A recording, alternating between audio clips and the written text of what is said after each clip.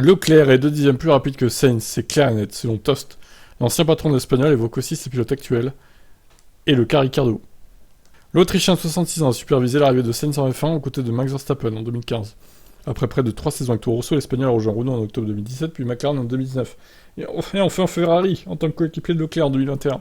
Bien qu'il ait terminé 5,5 points devant Leclerc au classement des pilotes de la saison dernière, Sainz a largement dû jouer. Le deuxième violon cette saison est à 22 points de Leclerc, avec 3 victoires contre une, tout en sachant que Leclerc a perdu gros à plusieurs reprises. Potentiellement même 6 autres victoires, si les choses s'étaient déroulées dans son sens. Carlos est talentueux et extrêmement travailleur, il est très performant chez Ferrari, et peut rouler au niveau de Charles si tout se passe bien. Mais en termes de vitesse pure, Leclerc est 2/10 plus rapide, c'est clair et net. Tost n'est pas mécontent de son duo actuel, mais adresse un petit avertissement à Tsunoda. Pierre Gasly est aussi très talentueux comme Carlos. Il réfléchit soigneusement à tout, et est très concentré. Avec la bonne voiture, il peut être à l'avant-garde, c'est notre travail maintenant. Yuki a une vitesse pure, folle, mais il a besoin de se vider l'esprit, il doit conduire plus prudemment, pas si émotionnellement.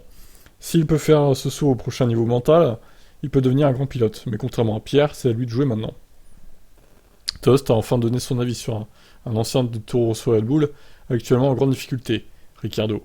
Je me souviens de Daniel comme un pilote rapide avec un très bon contrôle de sa F1, discipliné, concentré et techniquement très à l'aise. Il était alors avec Jean-Éric Vergne, lui aussi rapide. Mais Ricciardo a pris tout ça un peu plus au sérieux. Il a donné de très bons retours techniques pour son jeune âge. Ça a beaucoup aidé toute l'équipe, surtout en ce qui concerne les réglages.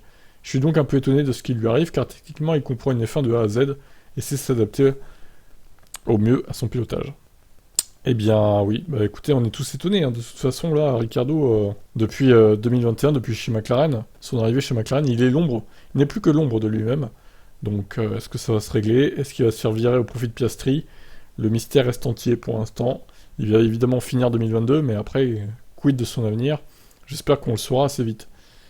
Quant à Leclerc qui est 2/10 plus rapide que Sainz, oui, je suis assez d'accord avec ça. On peut pas nier qu'il est pas plus rapide là, c'est clair. Ciao ciao.